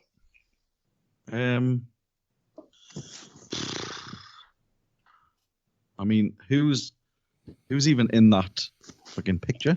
I mean, Daniel Bryan? Potentially. Would he do it? You've got Reigns, you've got Cesaro, Aleister Black. I honestly think they're going to keep Reigns until, like, the TV. I think they'll keep him and he'll be the first champion to win on TV or something like that. Do they change the first week in October? Yeah. I think what if Big E turned heel? Ooh. I would be behind that. That would be sensational. I'd love that. Kofi versus Big E. Oh, Big E's so underrated. He could be on this list just for his promos and just his weird jiggling, but and his splits. Maybe it's Finn Balor when he comes back from his little jaunt. Oh, hey, Finn Balor's on SmackDown now, isn't he? Yeah, but Because he's going away for a while, isn't he? He's going to get the absolute living piss being out of him by Bray Wyatt, isn't he? Oh, yeah. But, by the way, did you guys see that photo of Finn Balor posted with his brother? Yeah. Where his brother looks like Finn Balor if Finn Balor was in Trainspotting. We've managed to get wildly off the subject of Kofi Kingston here, but Kofi Kingston at 3. We move on to number 2 now, the top 2 best pro wrestlers of 2019. Number 2, Johnny Gargano. Now, this man's technical acumen is pretty much unparalleled in NXT. The man is a wrestling god. You look at the amount of 5-star matches that WWE NXT have managed to put on, and he is in all of them. And that's not by fluke. The man is just that good. And it's not just a case of how good he is in the ring, which he showed against Ricochet at TakeOver Phoenix, which got 4 3/4 stars from Meltzer. But then you look at his matches with Adam Cole, which got 4.5 at New York and 4 1/4 at NXT TakeOver 25. But then you look at his character work. You look at that story arc where he was teasing with being a heel, then he became a heel, then there was the redemption storyline against Ciampa. That entire feud with Ciampa, his storytelling ability and his in-ring ability, all moulded into one, have just created, basically, sounding like a mark now, almost the perfect wrestler. Because people absolutely love him, apart from when he's against Adam Cole, because Adam Cole is the most over person in the world, so he becomes the de facto heel. But he's an incredible wrestler. If he only became just maybe a smidge, and this might just be a personal thing, if he became a smidge better on the microphone, this man could be WWE champion. I mean, he won't be, because they'll put him on 205 Live, but he could be, with his skill, with his technical acumen, with the stories he can tell in ring, from his ability to be a natural babyface Seth Rollins, he could be the next big thing on the main roster. He's just that damn good. He's the forever underdog. Like Rey Mysterio. The only problem is he would have to be booked like the Rey Mysterio side of thing, because when he was in the Royal Rumble, he looked so small. And that sounds horrible, but he looked so out of place. He did. I forgot he was in the Royal Rumble, to be perfectly honest. He had a good showing. He had a good showing in the Rumble, but he just looked so small. And, I mean, there was a sort of ill-fated temporary promotion to Raw. That was weird, wasn't it? Yeah. It's a weird couple of weeks, that. Where they just had him go over the revival. Here's the thing, though. He survived being on Raw for 2 weeks, which is more than we can say for the War Raiders. But... Aleister Black. Aleister Black. God, yeah. Oh, fucking EC3. Spud. I mean, I suppose at least Gargano sort of managed to go back down and win stuff. Yeah, Gargano is one of those people who makes wrestling look effortless. Yeah. When you think of people like that, you think of a Shawn Michaels or a Kurt Angle. Those are the two biggest that come to mind in terms of just making it look effortless. They never look like they're even trying, but they're still amazing. And he's in that tier. He's in that god tier in terms of work rate. I kind of agree with Rob when it comes to his promos, though. But I will say it's very hard to be really good talking about being that white meat babyface. I will say on the indies, when he was allowed to be a dick, he was a great dick. Just the best dick, but phrasing. But the fact that he's had 3 amazing, all 3 of his takeover matches could be in someone's top 10, and I'd be yeah, that makes sense. Yeah. The fact that I don't think it's much of Ricochet got into any of our top 10s to speak to how good Gargano is. In terms of he can have amazing matches and doesn't even make it in, and just he's a perfect wrestler if you're anywhere but WWE, because WWE is just a living worst, and I hate it. But no, his matches with Cole, are probably like on like an objective work rate level, the best NXT I've ever seen, but not my favorite. What the one from 25 probably cracks my top 5. The 5-star quarter one was that wasn't the 2 out of 3 falls match, was it? Not the 2 out of 3 falls, no, because the 2 out of 3 falls one was killed by the fact that Walter and Dunn killed it for me early in the night. But yeah, it was a long night of good wrestling. Takeover New York. Yeah, like, and it was only 5. It was only 5 matches. Exactly. Well, Gargano's matches this year, he's had NXT Takeover Phoenix where he battled Ricochet. We gave that 10 stars. He had the match against Adam Cole at Takeover New York. We gave that 10 stars. And he had the match at NXT Takeover 25 with Adam Cole, and that got 10 stars. On Saturday, he takes on Adam Cole in what I believe is a 3 stages of hell match. Brilliant. I have a wild theory. Well, let's be honest. I'd be amazed if that doesn't get 10 stars. I have a theory. I love you know how Regal is picking the third fall? Yes. What if he makes it a triple threat with Ciampa? He's going to. Do you think he's going to? I think either that or maybe Ciampa comes back as a face and saves him from Undisputed, and he makes it some sort of tag match. The fourth part's like a tag match or something. I'm trying to think what Regal would do, because Regal would, unless it's War Games, he's not going to book a gimmick. Like, he's not like he's going to come out and suddenly like it's a Viagra on the pole match. Go nuts, lads! I don't know. I think either Britt Baker or Candice LeRae's having a good night tonight. Ciampa put something up on his Twitter. He did, yesterday. Yeah. They did say he was going to be out for 14 months, so mate. You don't come back from a neck injury as bad as Ciampa's is in what? Unless it was just a You're work. John Cena. Well, unless it was a work. I mean, we have. It might not even go to 3 falls. Can you imagine the anticlimax if it was just Gargano? I would love them. Cole won the first. I can only think of twice that's ever happened, and it was awful both times. The Usos was one of them.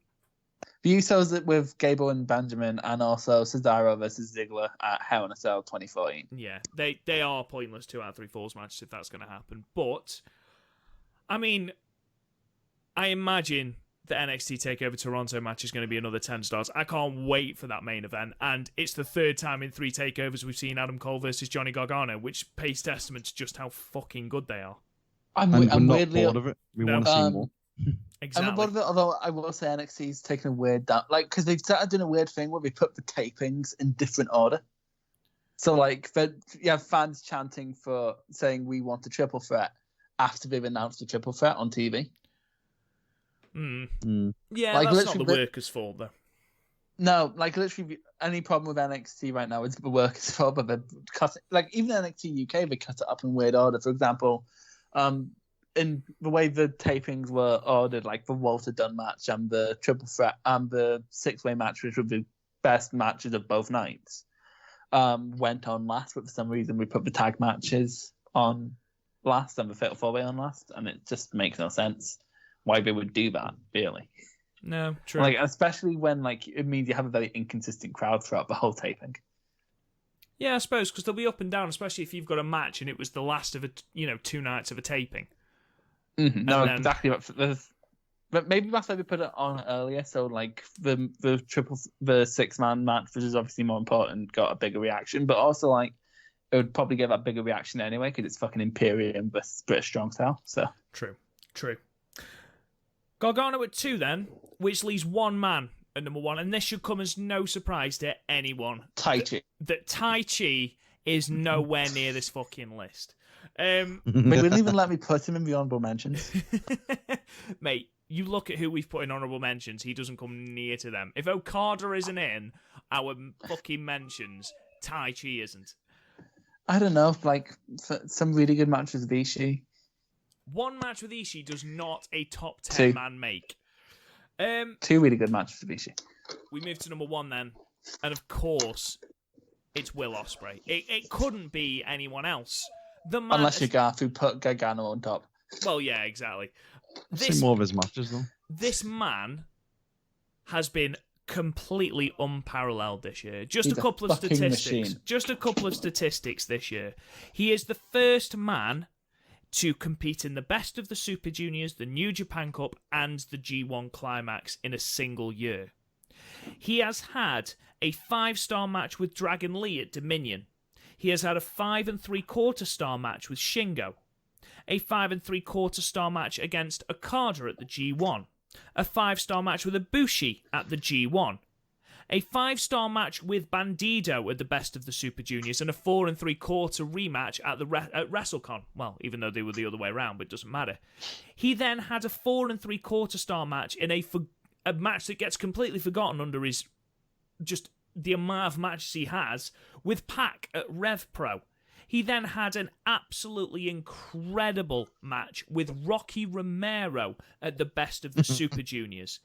He's also had a great tag series with Aussie Open with Paul Robinson in Progress, which definitely went under the radar just because of how much good wrestling he's done. Ospreay this year is the Omega of 2018. Of 2017. Well, that's how good he is. He is, every bout that Ospreay goes into, you are thinking, fuck, this is going to be amazing. And you know the thing that has helped so much, and it's the thing that I know Garth hated about him, he sells better and his story is so much better. If his back is fucked, he doesn't do the Stormbreaker. Does he still have that cheeky Nando's kick? He doesn't use it really now. I think he's used it twice in the G1. Well, to be fair, can you imagine if he tried to do that to like Lance Archer? I was just going to say Archer would kill him. Or Fale. Like imagine trying. I don't think Fale can bend that far. I think one of the people he did the Cheeky Nando's kick to was Fale. But really, I think so. I can't remember. It's been a long G1. But it must have involved like police or something. Like Fale's a puppet. His selling has improved exponentially. He sells properly. He doesn't just make weird gorilla noises anymore. I mean, everything. I mean, he still makes for weird gorilla noises. He does, but it's needy. His match against Kenta, for example, his last G1 match, he took a double stomp to the chest. I'm not going to ruin the finish for you, don't worry. He took a double stomp to the chest. He's the only one that sold it wheezing as though it's basically crushed his ribcage, which it would do. He sold it properly, and he was selling it for ages. And it's been a massive, massive improvement in Ospreay's game this year. And can I just point out that we haven't even mentioned his Wrestle Kingdom 13 opener against Ibushi, which was fucking amazing, and now doesn't crack a top 10 of Ospreay matches. Never mind fucking matches of the year. It doesn't crack a top 10 of Ospreay matches. The fact that he overcame some really bullshit booking in the Rev Pro Pac match says a lot. Like CCK coming in the middle for no fucking reason. That spoiled that match completely. No, yeah, that's the thing. I thought it made no, like, I think it's the only reason it's not 10 out of 10. The fact that they managed to get a 9 out of 10 out of a bull, like, because it went to a fucking draw, didn't it? So they really didn't need the bullshit interference. Yeah, but the fact is, Ospreay, he's untouchable right now unless you're Seth Rollins and you just got a fucking, you just go on Twitter one Bigger day. Wage packet. Yeah, and you're just like, hey, you little fucking Mark. It's like, I make more than you. It's like, yes, therefore I know how to sell, so up you. Whack your wage packet on the table. I know. What he should just do is put his again, not that it really matters, but just say, hang on a minute, how many 5-star matches you had again? Oh. You know what it's like? It's like if Justin Bieber opened his bank account to someone like Neil Young, because Justin Bieber probably has more money, but Neil Young is just the best at what he does. Has a credibility. Yeah. I mean, is there anyone that touches Ospreay? I mean, B. Priestley. Well. Hey. Yeah, fair play. I mean, Ospreay gave everyone in Block A, or was he Block? He was Block B, wasn't he? Of Block B in the Best of the Super Juniors, their best match without He was so good. fail. He got an 8-star match out of Dookie. He was so good with Bushi that Kevin Kelly forgot to bury him for 20 minutes. Exactly. The man has rolled out classic after classic after classic, and it's not just flippy shit, because he's not able to do that against the heavyweights. You know, he still has his, route, to coin a phrase, the 5 moves of doom. He still goes Robinson Special, his Pip Pip Cheerio and stuff like that. And yes, I hate that name. They have the wankiest names in the history of the world. But that shouldn't take away from Ospreay. That match with Okada, I texted you, didn't I, Chris, and just said, fucking hell, just the story of this match was absolutely incredible.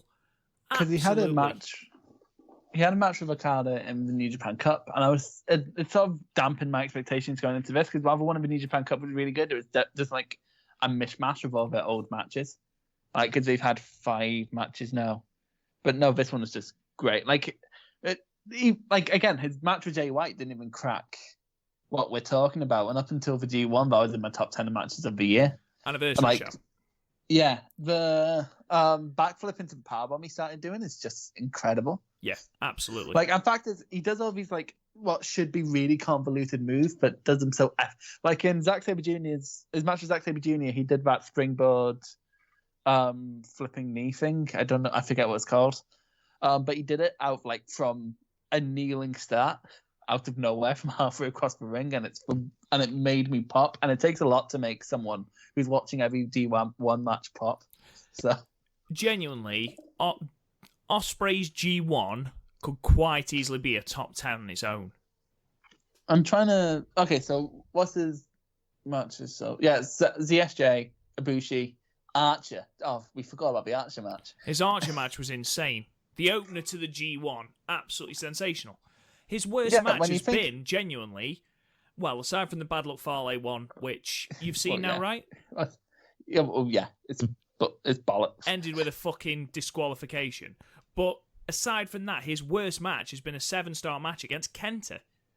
So, if your worst G1 match is 7 stars and your baseline is 8, that's fucking unreal. On a regular basis with a fucked up neck. When you think of how the G1 started with Archer and Ospreay, when last year they literally started with Makabe and Yoshihashi. I know, but I miss Suzuki. I do miss Suzuki, but they could probably take Fale out and throw Suzuki in there. I think that's probably what they'll do next year. They've thrown someone else in Bullet Club. Who is there? Tama.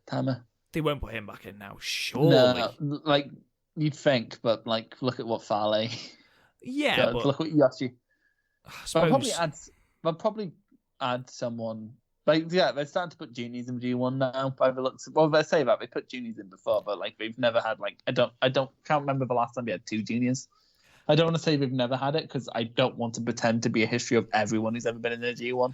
The difficulty is, Chris, you look at Bullet Club, or you look at the entire junior division, okay, as a whole.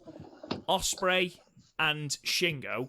Garth, you said it. When you first saw Shingo, you were like, he was so unlike everything in the junior division, didn't you? Yeah. Yeah. And he is. He's not a junior. Ospreay, I'd reckon, isn't a junior now by a long way. Every other junior, with the exception of maybe Sho, is a junior. And I mean, you said Bullet Club. You look at them. Ishimori. Ishimori's muscly, but he's small. He's a junior. Phantasmo would get broken in fucking half. Could you imagine Phantasmo against Lance Archer? Phantasmo is quite the small man. If Lance Archer hit Phantasmo with a derailer, he'd still be going. I was about to say Eagles, but he's not in Bullet Club anymore, is he? Eagles is chaos, but even Eagles is, I mean, who else genuinely from Bullet Club would you put in to replace Fale? You've got Hikuleo, who I imagine will have his time in the G1. Tama Tonga and Tangaloa have made it perfectly clear that they want to concentrate on tag team wrestling, which leaves Yujiro and Chase Owens. Yujiro will never go back into the G1. He's too injury prone now. Yeah, and Chase. I think Yujiro just really likes being a mid-card tag wrestler because he can just do the pimp thing and have fun. But and Chase Owens can fuck off. don't know. I think Chase could potentially be someone who could pull out decent matches. We say that, but every time he's given an opportunity to, he doesn't. Yeah, you do look at his US Championship match against Juice at the New Japan Cup. I'm not being funny. Juice isn't someone who tends to have bad matches. Especially not since the Best of the Super Juniors final. Fuck me, his G1, Jesus. Who the fuck saw that? We can't go into that right now. We'll be here all day. But I think with the Ospreay thing, we said it when we were reviewing Wrestle Kingdom. We said this is the year where he moves up to heavyweight and he's going to be fucking huge. And I don't think we ever thought he would be this fucking good. I think because we always knew Ospreay was really, really, really, really, really fucking good, but we never, because of his style, we never really bought him as a heavyweight, which is weird because he has like smattering throughout his indie career. He does have flashes of heavyweight Ospreay. Like you look at his matches with, sorry, I'm going to go really fucking indie smart right now. Like his matches with Jimmy Havoc in Progress, where there was a proper evolving story, which we've been seeing a lot with Ospreay's matches, especially his ones with Ibushi, or his matches with like Devlin when Devlin was younger, just starting to really break out last year, where he's shown he can elevate younger guys. So we've seen flashes, but like this year's been like this big coming out party almost for Ospreay, because he's just been on he's been on the Kenny Omega level, like Rob said at the top of this. He's been on that sort of level where people are shutting up and taking notice. And like which is bad because it means like next year there'll be people going, Ospreay was never that good, because you always get those fucking fucks. But and the fact that he's doing this with like basically just himself is great. Like I think he's just great. I love him. He is. He's fantastic, and just he deserves. If any time there was a person who deserved to be at the top of the top wrestlers list, Ospreay deserves to be at the top of this one. There's no one. Ospreay, if you're a fan and you're listening, please send me merchandise. There's no one to touch him. There is no one to touch him. It's been absolutely phenomenal, and I can only imagine how his year is going to progress. But those are our top 10 wrestlers of 2019 so far, ladies and gentlemen. We'd love to hear why you disagree with us, because I imagine there'll be many people who disagree with us. If you think there's people that we've missed out glaringly, then please talk to us in the comments, on Twitter, on Facebook. You can find the podcast at PodMania on Twitter, at PodMania Podcasts on Facebook. Don't forget to subscribe on YouTube at Real PodMania, and the same on Instagram. You can find us on any podcast platform at all. You can talk to us on Twitter. You can find me at RealRobGoodwin. Garth, where can they find you? At Gothmania. And Chris, where can they find you? At CandyChris97. And don't forget, ladies and gentlemen, that if you liked our star ratings, you can check out the website where we've got a lovely library of events with our star ratings on them. Don't forget to check out the website as well for the entire library of our podcast. Thank you so much for listening. Join us next week on Thursday for our next retro pay-per-view, which will be SummerSlam 1994, The Tale of Two Undertakers, which can only be described as fucking terrible. Thank you so much for listening, and we'll talk to you guys again soon. You've been listening to the PodMania Pro Wrestling Podcast. Follow us on Twitter at PodMania, Facebook at PodMania Podcasts, and YouTube and Instagram at Real PodMania. And check out the website podmania.co.uk. Until next time, wrestling fans.